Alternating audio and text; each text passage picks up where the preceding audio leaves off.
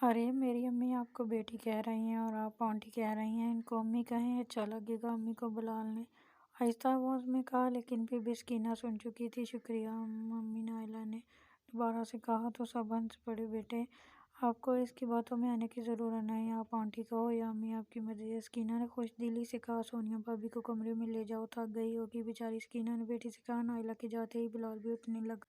او بھائی تو کدھر؟ سونیا کے شوہر نعیم نے کہا، جو کہ بلال کا خالہ زاد بھی تھا۔ اپنے کمرے میں، بلال نے سادگی سے جواب دیا۔ ایسے کیسے کمرے میں؟ ہمیں کون ٹائم دے گا؟ کیا مطلب؟ بلال نے ناسمجھی سے کہا۔ چل مطلب سمجھاتے ہیں تجھے۔ اور سب کزنز بلال کو کھینچ کے باہر لے گئے۔ نائلہ ویسے تو بلال مجھ سے بڑا ہے، لیکن صرف 1 سال، اس لیے میں بھائی نہیں کہتی اس کو، لیکن اگر تم کہو گی تو میں تمہیں بھابی کہہ لوں گی۔ سونیا نے نائلہ کی جھجک ختم کرنے کے لیے کہا۔ نہیں، آپ مجھے نام سے ہی بلا لیں۔ نائلہ نے کہا۔ مہینہ بھی اب باہر نظر نہیں آئی، وہ کہاں ہے؟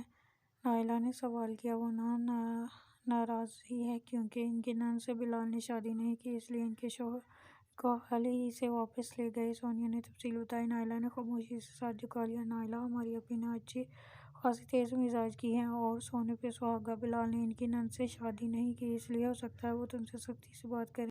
تو یار برا نہیں منانا پلیز، ایسی بھی ہیں، ہماری بہن ہے، بس زبان کی تیز ہے لیکن دل کی بری نہیں ہے۔ جی میں پوری کوشش کروں گی، نائلہ نے ہلکی سی مسکراہٹ کے ساتھ کہا۔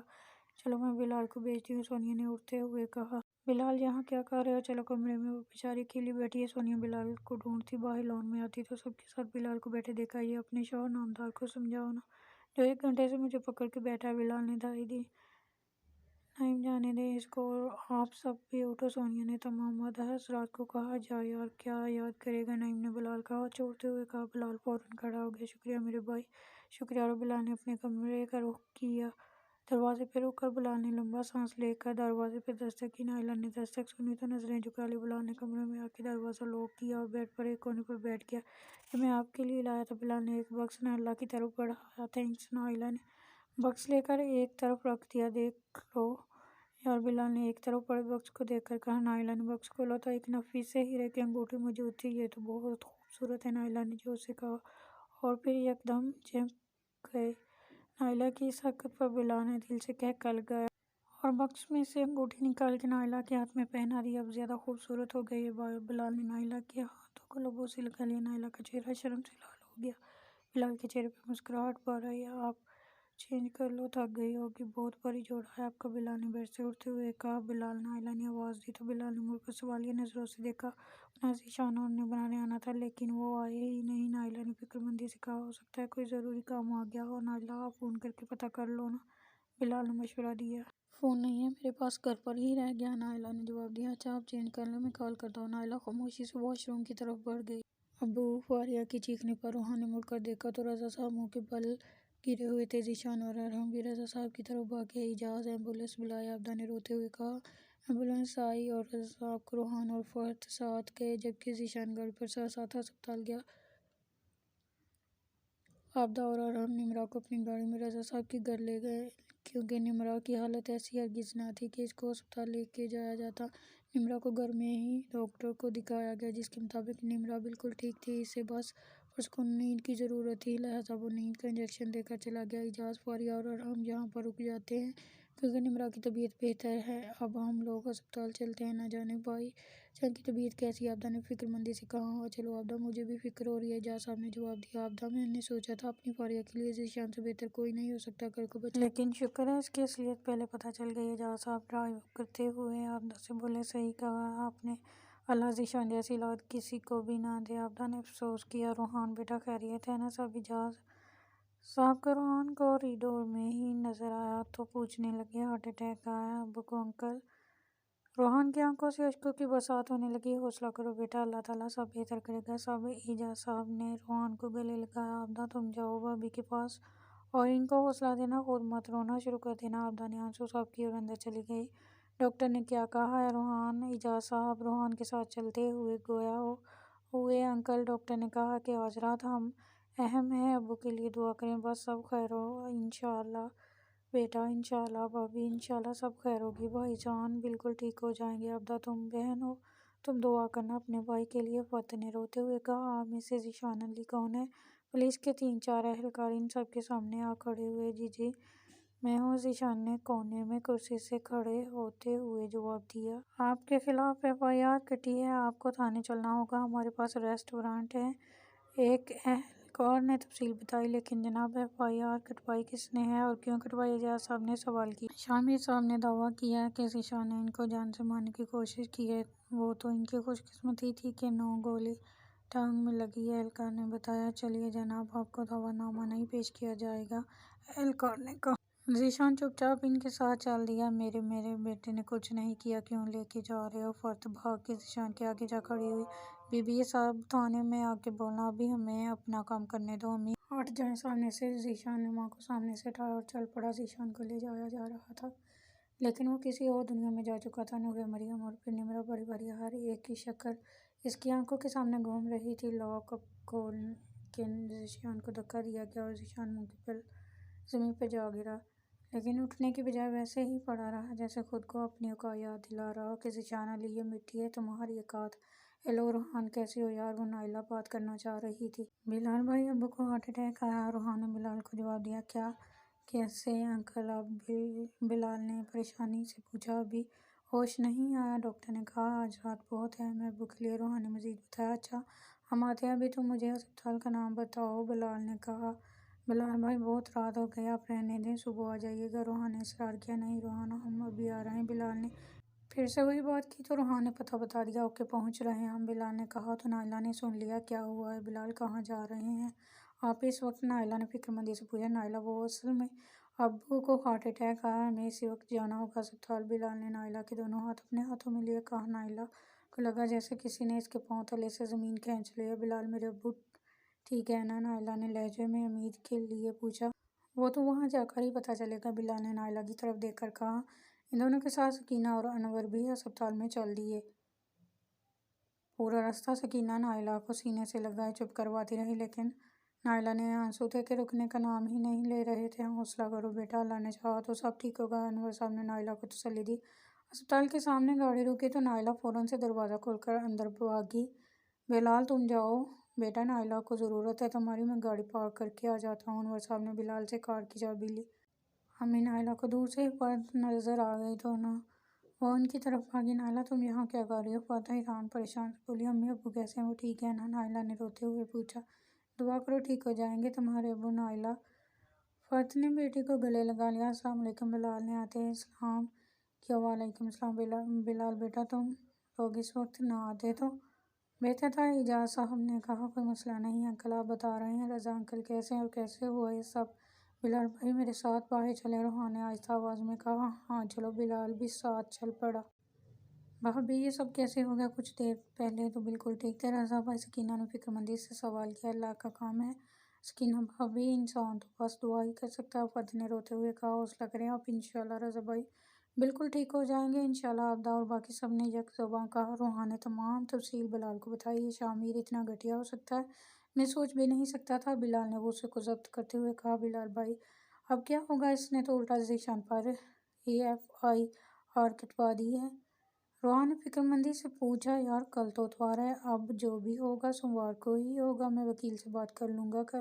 روحان نے اس بات میں سر ہلایا۔ روحان نے نمرہ کیسی ہے بلال؟ اور روحان واپس جانے کے لیے مڑے تو بلال نے ہچکچاتے ہوئے سوال کیا۔ پھپھو بتا رہی تھی کہ بہتر ہے اس کو سلا کر ہی وہ یہاں آئی ہے، روحان نے جواب۔ اچھا شکر ہے، کہاں گئے تھے تم دونوں؟ روحان اور بلال کو واپس آتا دیکھ انور صاحب نے سوال کیا۔ آپ کے مریض کو ہوش آ گیا، آپ لوگ ایک ایک کر کے مل سکتے ہیں؟ روحان نے بولنے کے لیے منہ کھولا ہی تھا کہ نرس نے آ کر رضا صاحب کے ہوش میں آنے کی اطلاع دی اور آپ کو ڈاکٹر صاحب آفس میں بلا رہے ہیں۔ نرس نے روحان کو ڈاکٹر کا پیغام دیا۔ میں بھی چلتا ہوں ساتھ، بلال نے روحان کے ساتھ چلتے ہوئے کہا۔ نائلہ جاؤ بیٹا تم مل لو ابو سے، فرد نے نائلہ کو جانے کا کہا۔ نائلہ کے آنسو صاف کیے اور کمرے کے اندر چلی گئی۔ ابو، نائلہ نے رضا صاحب کا ہاتھ تھام کر آہستہ سے کہا تو رضا صاحب نے ذرا سی آنکھیں کھولی۔ باپ کو مشینوں میں جکڑے دیکھ کر نائلہ نے پھر سے رونا شروع کر دیا۔ ابو کیا ہو گیا آپ کو؟ نائلہ نے روندی ہوئی آواز میں کہا۔ رضا صاحب نے نفی میں سر ہلایا، جیسے کہہ رہے ہوں کہ کچھ نہیں ہوا مجھے میڈم، مریض کی حالت ایسی نہیں کہ آپ سے باتیں کریں گے، اس لیے آپ باہر جائیں۔ نرس کے کہنے پر نائلہ باہر آ گئی۔ جی ڈاکٹر صاحب، آپ نے بلایا تھا؟ روحان نے کمرے میں داخل ہو کر سوال کیا۔ آؤ بیٹھو۔ نوجوان ادھیڑ عمر کے ڈاکٹر نے روحان کو بیٹھنے کا اشارہ کیا۔ بیٹا اللہ کا شکر ہے کہ آپ کے والد کو ہوش آ گیا اور یہ مثبت علامت ہے، لیکن ہم پھر بھی 24 گھنٹوں کے لیے زیر نگرانی رکھیں گے سر۔ کوئی خطرے کی بات تو نہیں ہے؟ روحان نے دل تھام کر سوال کیا۔ اب تک تو نہیں ہے، اور دعا ہے کہ آگے بھی نہ ہو۔ باقی یہ دوائیاں اور کمرے کا کرایہ اس بل میں موجود ہے، یہ ابھی ادا کر دیں۔ کاؤنٹر پر ڈاکٹر نے روحان کی طرف بڑھایا، جسے لے کر بلال کے ساتھ وہ کمرے سے نکل آیا۔ بل ادا کر کے دونوں وارڈ کے باہر آ کھڑے ہوتے ہوئے بلال بیٹا بھائی جان کو ہوش آ گیا؟ شاباش، آپ لوگ اب گھر جاؤ، آرام کرو، کافی وقت ہو گیا ہے، عابدہ نے بلال سے مخاطب ہو کر کہا۔ لیکن پپا، نائلہ نے کچھ کہنا چاہا، لیکن فرد نے ٹوک دیا۔ نائلہ چلو شاباش، بلال کے ساتھ گھر جاؤ۔ ٹھیک ہے تمہارے ابو جی؟ امی؟ نائلہ نے خاموشی سے سر جھکا لیا۔ بھابھی آپ کہیں تو ہم بلال کا ولیمہ آگے کر دیتے ہیں، انور صاحب نے فرد سے کہا۔ نہیں بھائی صاحب، رضا الحمدللہ ٹھیک ہے، اب آپ لوگ طے شدہ وقت پر ہی ولیمہ کریں گے، فرد نے جواب دیا۔ ٹھیک ہے پھر ہمیں اجازت دیجیے، 3 بج چکے ہیں، سکینہ نے کہا۔ جی جی بہت شکریہ، آپ لوگ آئے، فرد نے تشکر آمیز لہجے میں۔ کوئی مسئلہ نہیں، چلے ٹھیک ہے پھر، اللہ حافظ۔ انور صاحب نے ان سب کو لے کر ہسپتال سے نکل گئے۔ عابدہ اور اعجاز کے جاتے ہی فاریہ نمرا کے کمرے میں چلی گئی، کیونکہ نمرا تو فرد اور رضا کے کمرے میں سو چکی تھی۔ خود کو تنہا پاتے ہی فاریہ نے خود پہ ضبط کھو دیا اور آنسو پلکوں کی باڑ توڑ کر بہہ نکلے۔ ذیشان آپ ایسے نکلیں گے، میں نے کبھی سوچا نہیں تھا، مجھے آپ جیسے انسان سے کیسے محبت ہو گئی۔ فاریہ گھنٹوں میں منہ دیے رونے لگی۔ ارحم فاریہ کے رونے کی آواز سن کر دروازے تک آیا، لیکن فاریہ کے الفاظ سن کر واپس لوٹ گیا، کیونکہ وہ جانتا تھا کہ فاریہ ذیشان کو پسند کرتی ہے اور اس وقت بہت اذیت میں تھی۔ لیکن اگر اس وقت ارحم اس کو حوصلہ دیتا تو وہ مزید ٹوٹ جاتی، کیونکہ محبت میں لگے زخم صرف محبوب کا دیا مرہم پا کر ٹھیک ہوتے ہیں۔ ارحم نے دل سے دعا کی کہ فاریہ ذیشان کو بھول جائے، کیونکہ ذیشان اور اس کا ایک ہونا اب ناممکن سی بات تھی۔ فاریہ کو دیکھنے کے بعد ارحم نمرا کے پاس آ گیا۔ بے خبر سوئی ہوئی معصوم لڑکی اسے اپنا دیوانہ بنا رہی تھی۔ ارحم کے قدم خود بخود بیڈ کی طرف بڑھ گئے۔ مجھے معاف کر دو جانم، میں تمہارا شوہر ہونے کے باوجود تمہاری حفاظت نہیں کر سکا۔ ارحم نے نمرا کی ہتھیلی اپنے لبوں سے چھو لی اور ارحم کی آنکھ سے آنسو نکل کر نمرا کی ہتھیلی میں جذب ہو گیا۔ کئی گھنٹے گزر گئے، لیکن ارحم جوں کا توں نمرا کا ہاتھ اپنے ہاتھوں میں مکید بیٹھا رہا۔ صبح کے 4 بج گئے تو دروازے پہ دستک ہوئی اور ساتھ ہی ارحم کا فون بجنے لگا۔ ارحم نے کال اٹھائی تو اعجاز صاحب کی آواز آئی، بیٹا دروازہ کھولو۔ جی بابا۔ ارحم نے کال بند کر کے نمرا پر محبت بھری نظر ڈالی اور باہر نکل گیا۔ ماموں کیسے ہیں بابا؟ بہتر ہے، اب ہوش آ گیا ہے ان کو، اس لیے پھر ہم گھر آ گئے، اعجاز صاحب نے جواب دیا۔ شکر ہے اللہ کا، روحان نے کہا۔ چلو بیٹا اب تم بھی سو جاؤ، بہت وقت ہو گیا، ہم ذرا آرام کر لیں، عابدہ نے کہا۔ تو ارحم نے روحان کے کمرے کا رخ کیا۔ عابدہ فرد کے کمرے میں نمرا کو دیکھنے کے لیے گئی تو نمرا اکیلی سو رہی تھی، فاریہ اس کے پاس موجود نہیں تھی۔ عابدہ نے نمرا کے کمرے کا رخ کیا۔ فاریہ بیڈ پہ آڑی ترچھی پڑی ہوئی، آنکھیں سوجی ہوئی تھی اور آنسوؤں کے نشان چہرے پر موجود تھے۔ عابدہ نے فاریہ کے اوپر چادر اڑائی اور سرد آہ بھر کر کمرے سے باہر نکل گئی۔ اعجاز آپ ذیشان کے کمرے میں سو جائیں، میں نمرا کے پاس جاتی ہوں، بچی کب سے اکیلی ہے، فاریہ تو دوسرے کمرے میں سو رہی ہے۔ ہاں ٹھیک ہے، اعجاز نے مختصر جواب دیا۔ عابدہ کی آنکھ کھلی تو گھڑی دوپہر کے 12 بجا رہی تھی۔ آئے ہائے اتنا وقت ہو گیا۔ عابدہ نے گھڑی دیکھنے کے بعد ساتھ سوئی نمرا کو دیکھا، جو اب تک اس پوزیشن میں پڑی تھی۔ نمرا میرا بچہ اٹھنا نہیں ہے کیا؟ عابدہ نے نمرا کے چہرے سے بال ہٹائے، لیکن نمرا نے معمولی سی بھی کوئی حرکت نہ کی۔ مما انجیکشن کا اثر اتنی جلدی نہیں ختم ہوگا، فاریہ نے کمرے میں داخل ہوتے ہوئے کہا۔ رات کی نسبت اب فاریہ کی حالت قدرے بہتر تھی، پھر بھی بیٹا بہت دیر ہو گئی ہے، مما سونے دیں، ابھی اس کو جتنا سوئے گی بہتر محسوس کرے گی۔ اچھا چلو تم تو آؤ، ناشتہ بنائیں، کافی وقت ہو گیا۔ ہسپتال میں فون نہیں کیا؟ عابدہ بیڈ سے اترتے ہوئے بولی۔ میں نے اور ابو نے چائے پی لی تھی، صبح ہوئی اور روحان بات ہوئی تھی، انہوں نے بھی ناشتہ کر لیا ہے وہیں سے۔ اور بھائی جان کیسے ہیں؟ اب ماموں بھی بہتر ہیں، اب تو آکسیجن وغیرہ بھی اتار دی ہے، روحان بتا رہا تھا۔ شکر ہے میرے اللہ کا جس نے میرے بھائی کو نئی زندگی دی، عابدہ نے شکر ادا کیا۔ اچھا تم اٹھو، بھائی کو بھی بلاؤ، میں ناشتہ بناتی ہوں اور پھر ہسپتال سے ہوں آئے۔ میں اور ارحم۔ عابدہ نے ہسپتال جا کر فرد کو ارحم کے ساتھ گھر بھیج دیا۔ بھیجنا تو وہ روحان کو چاہتی تھی تاکہ دونوں آرام کر لیں، رات سے جاگ رہے ہیں، لیکن روحان نہیں مانا تو عابدہ نے فرد کو زبردستی ارحم کے ساتھ گھر بھیج دیا۔ ویسے بھی فرد نمرا کے لیے بہت پریشان تھی۔ گھر پہنچتے ہی فرد سیدھا نمرا کے پاس گئی۔ اب تک سو رہی ہے؟ ارحم نے فاریہ سے پوچھا۔ فاریہ نے اس بات میں سر ہلایا۔ ارحم کو تشویش ہوئی۔ مامانی ذرا ادھر ہوں۔ فرد نمرا کے اوپر جھکی نمرا کا ماتھا چوم رہی تھی۔ ارحم کے کہنے پہ ہٹ گئے۔ ارحم نے نمرا کے ناک کے پاس 2 انگلیاں کر کے محسوس کیا کہ اس کو سانس بہت آہستہ آ رہا تھا۔ پھر ارحم نے نمرا کی نبض چیک کی، جو کہ رک رک کر چل رہی تھی۔ نمرا نمرا آنکھیں کھولو۔ ارحم نے نمرا کو جھنجھوڑنا شروع کر دیا۔ ارحم کیا ہوا ہے؟ فرد اور فاریہ دونوں کے ہوشان قطع ہو گئے۔ مامانی یہ بے ہوش ہے، نہ جانے کب سے اس کی نبض بہت آہستہ چل رہی ہے۔ ارحم کے بتانے پر فرد کے رونے میں تیزی آ گئی۔ فاریہ پاپا سے بولو گاڑی نکالیں، جلدی کرو، ہمیں فوراً ہسپتال جانا ہوگا۔ ارحم نے چلا کر کہا۔ اعجاز صاحب نے گاڑی نکالی اور ارحم نمرا کو اٹھا کر لے آئے۔ سارے راستے نمرا کا سر ارحم کی گود میں رہا اور ارحم کے آنسو نمرا کے چہرے پر گر رہے۔ رفعت کا دل ارحم کو دیکھ کر کٹ رہا تھا۔ وہ کیسے ان کی بیٹی کے لیے تڑپ رہا تھا۔ ارحم، میری بیٹی ٹھیک ہو جائے گی نا؟ فرد روتے ہوئے پوچھا۔ ممانی دعا کریں نمرا کو کچھ نہ ہو۔ ارحم نے جیسے سنا ہی نہیں کہ فرد کیا کہہ رہی ہے۔ ہاسپٹل کے سامنے گاڑی رکی۔ یہ وہی ہاسپٹل تھا جہاں رضا صاحب داخل تھے، کیونکہ نزدیک اور اچھا یہی ایک ہاسپٹل تھا۔ جاتے ہی نمرا کا علاج شروع ہو گیا۔ ان سب کو کمرے سے نکال دیا گیا۔ تقریباً 2 گھنٹے بعد ڈاکٹر کمرے سے باہر آیا اور بتایا کہ نمرا کے دل کی دھڑکن معمول پر آ گئی ہے، لیکن اب بھی ہوش نہیں ہے۔ کوئی خطرے کی بات تو نہیں ہے سر؟ ارحم نے ڈاکٹر سے پوچھا۔ آپ کا مریض سے کیا رشتہ ہے؟ ڈاکٹر نے ارحم سے سوال کیا۔ جی، میری وائف ہے نمرا، آپ میرے کمرے میں آ جائیں، ڈاکٹر نے کہا تو ارحم ان کے پیچھے چل دیا۔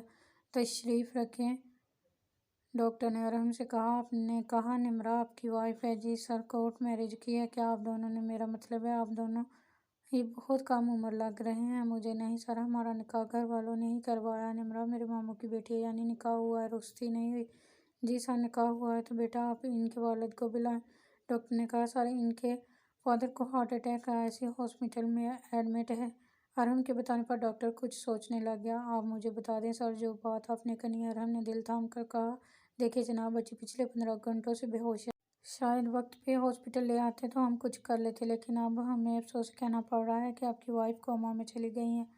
اب اللہ ہی بہتر جانتا ہے کہ وہ کب ہوش میں آتی ہیں، کیونکہ اچانک ملے صدمے کی وجہ سے ان کا نروس بریک ڈاؤن ہو گیا ہے۔ ان کو ہوش میں آنے میں کچھ دن بھی لگ سکتے ہیں، مہینے یا سال بھی۔ ڈاکٹر نے بات ختم کی۔